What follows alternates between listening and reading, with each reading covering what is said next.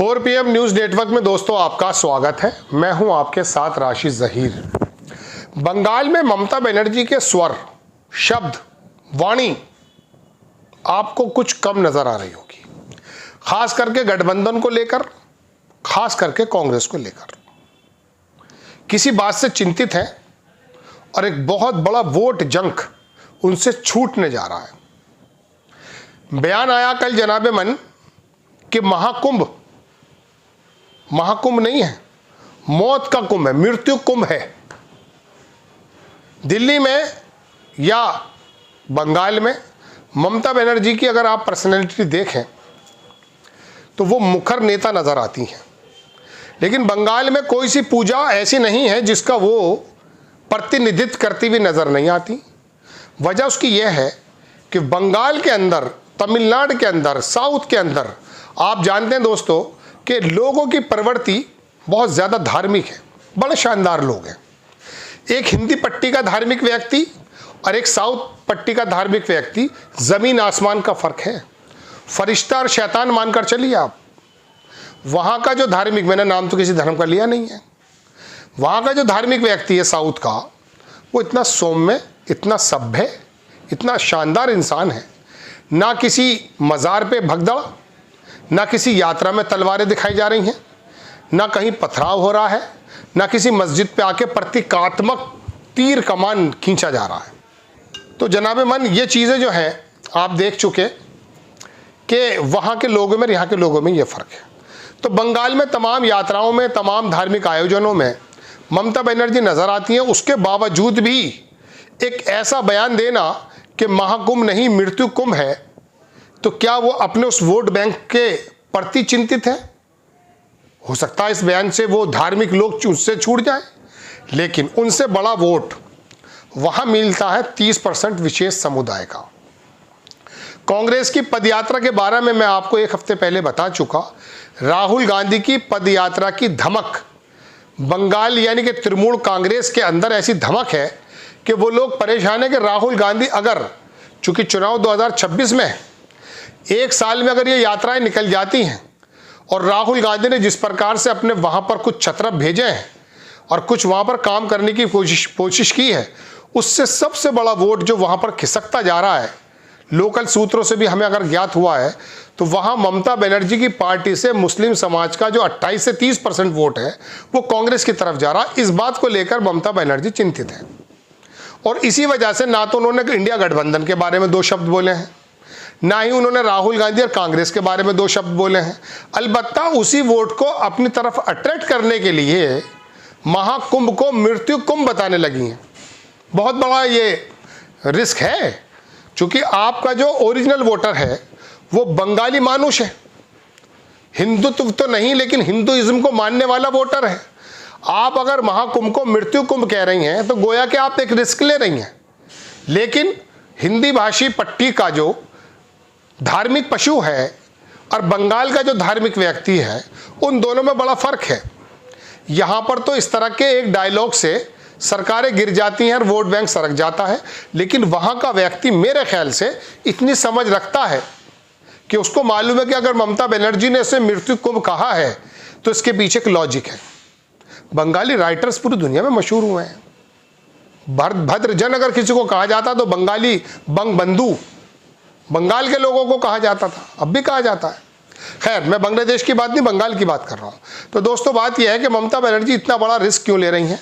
चूँकि उनको महसूस ये हो गया कि राहुल गांधी की हुंकार से मेरा जो 30% का जंक है मुस्लिम वोट का, ये इस बार खिसकता जा रहा है।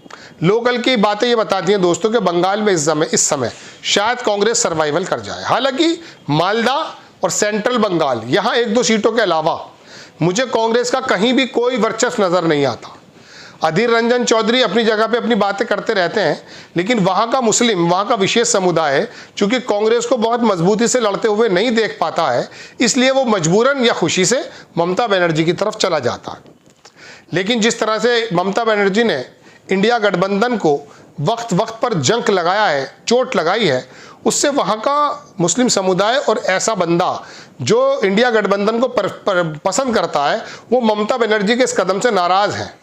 चूँकि वो ये चाहते थे कि इंडिया गठबंधन को आप कमज़ोर ना करें, लेकिन केजरीवाल, ममता बनर्जी और शरद पवार, इन तीनों ने जब भी मौका लगा है पहली चोट इंडिया गठबंधन पर दी है। ममता बनर्जी ने तो संयोजक ही चुनने में, आपको याद होगा, चूंकि नीतीश कुमार और ममता बनर्जी के दिल में कहीं ना कहीं प्रधानमंत्री का पद भी है। लोग कहते हैं, हम नहीं कह रहे। तो दोस्तों बात यह है कि यहाँ पर इस तरह की बातें बोलना और राहुल गांधी के खिलाफ अभी कुछ ना बोलना, इंडिया गठबंधन के खिलाफ कुछ ना बोलना, इस बात को दर्शाता है कि ममता बनर्जी इस बात को पहचान गई हैं कि इस बार उनकी दाल थोड़ी पतली होने जा रही है। दाल पतली होना इन द सेंस कि वहाँ का जो बड़ा वर्ग है, अगर वो कट करके चला जाता है जनाबे मन कांग्रेस की तरफ, और वहाँ पर वामपंथी दल जो है वो कांग्रेस के साथ पहले से ही हैं, और थोड़ा सा anti incumbency vote Mamata Banerjee का है वो भी कांग्रेस अगर ले लेती है, तो वहाँ पर चांसेस बन जाते हैं ममता बनर्जी को बहुत बड़ा झटका देने के। मैं ये तो नहीं कह रहा हूँ कि कांग्रेस वहाँ सरकार बन जाएगी, लेकिन झटका लग जाएगा। ऐसे में आपके दिमाग में ये भी बात आ सकती है कि भारतीय जनता पार्टी को फ़ायदा पहुँच जाएगा। भारतीय जनता पार्टी ने अपने काम में धीरे धीरे करने शुरू कर दिए हैं। आरएसएस की पूरी जो लॉबी है वह ज़मीन पर काम करने लगी है, बिहार में भी और वहाँ पर भी।